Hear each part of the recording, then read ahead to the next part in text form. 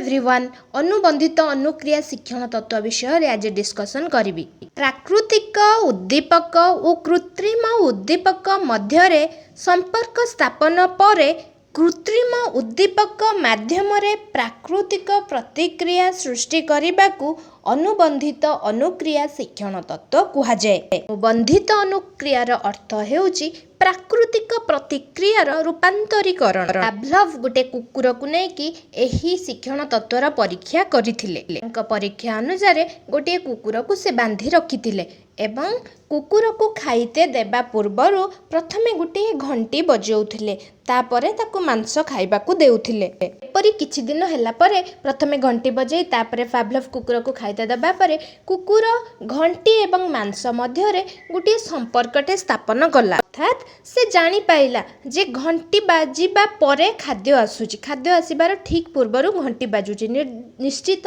घंटीर शब्द एवं खाद्य भितर संपर्क अछि। मांस को देखी कुकुरर लाळ बही थाए, किंतु किछि दिन एमिति हैला परे घंटीर शब्द शुणिकी कुकुरर लाळ बहिला। अर्थात कुकुर निजको प्रस्तुत करदेला जे खाद्य आसुची। घंटीर शब्द हेउची कृत्रिम उद्दीपक, मांस हेउची प्राकृतिक उद्दीपक एवं पाटिरु लाळ बहिबा हेउची प्राकृतिक प्रतिक्रिया। प्रथमे जो दिन घंटीर शब्द बाजिथिला कुकुर पाटिरु लाळ बही नथिला, किंतु किछि दिन एपरि हेबा परे घंटीर शब्द रे कुकुरर पाटिरु लाळ बहिला। प्रथम दिन कुकुर पाटिरु घंटी शब्द शुणी एइथिपई लाळ बही नथिला, से प्राकृतिक उद्दीपक कृत्रिम उद्दीपक भितर संपर्क स्थापन करी नथिला, किंतु जतेबेले से संपर्क स्थापन करिदेला दुईटा भितर कृत्रिम उद्दीपक माध्यम कुकुर भितर प्राकृतिक प्रतिक्रिया सृष्टि हेबार देखागला। आ गोटे बहुत बढ़िया एग्जांपल देबी जो माने से जगह को जाइथिबो से माने रिलेट करि पारिबो। बालेश्वर बलरामगढ़ी तम मानक भितरु जदि के जाइथिबो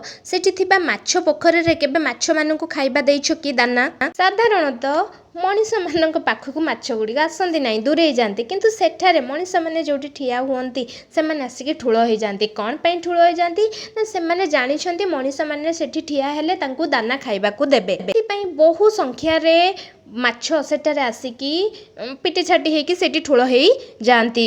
के जदि जड़े मनीष जाइकी सेठी कथा कहे बा ठिया हुए नॉर्मली खाइबा दबा पूर्व भी जदि कई जन ठिया हुए से निजको प्रस्तुत करके आसिकी माछ गुड़िक सेठी रही थांती। अनुबंधित अनुक्रिया शिक्षण तत्वटी को परीक्षा करबा पई मु मध्य सेठारे गोटे परीक्षा करिथिली। प्रथमे अल्प अल्प करी किछि थर तांको मु खाइबाकू तांको दाना देइथिली, 2-3 पकेट देइथिली खाइबाकू।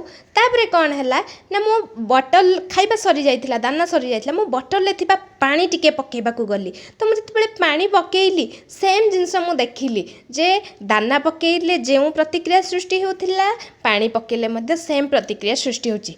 आउ थरे कोन कली पानी न पकेइ केवल बोतल टाकू एमिति गडेला भळे हाथ ये कली, सेम प्रतिक्रिया मध्ये माछ मानक भितरे देखा गला। कृत्रिम उद्दीपक होची आमे हाथ पोखरी आडकू नेबा। से माने जानिचंदी हाथ पोखरी आडकू डाउन कले तांको गुटे खाइबा मिलुची। तो सेठी आमे बोतल ले पानी पकाउछंती कि आ कोन पकाउछंती सेगुडा कृत्रिम उद्दीपक नुह, तो एठी प्राकृतिक उद्दीपक हला तांको दाना। तो मनीष माने जतेबेले हाथ एमती तळकू करंती माछ माने जानंती जे खाइबा तळकू खसिबो, एथिपई सेमती पिटी छाटी हेकी आ करके तांको प्रतिक्रिया देखंती। एठी देखि परथो माछ माने केमती प्रतिक्रिया देखौछनी। एरा वीडियो मध्ये थिला से माने केमती पिटी छाटी होले, एटा जस्ट सेमानकर क्लिप थिला। बहुत संख्यक माछ सितरे थिले जोथे फोटो रे देखाउन केने सेटा बहुत खरा समय थिला, बहुत खरा पडितला। तो पानी भितर माछ मानकर पिक्चरटा एते क्लियरली भी आसु नथिला। पोखरी आडकू हाथ डाउन करिबा कृत्रिम उद्दीपक। दाना एवं मनीष माने हाथ डाउन करिबा भितरे माछ माने संपर्क स्थापन करि सारिछंती, कारण प्रत्येक दिन एमती बहु जण तांको खाइबा दाना दउछंती।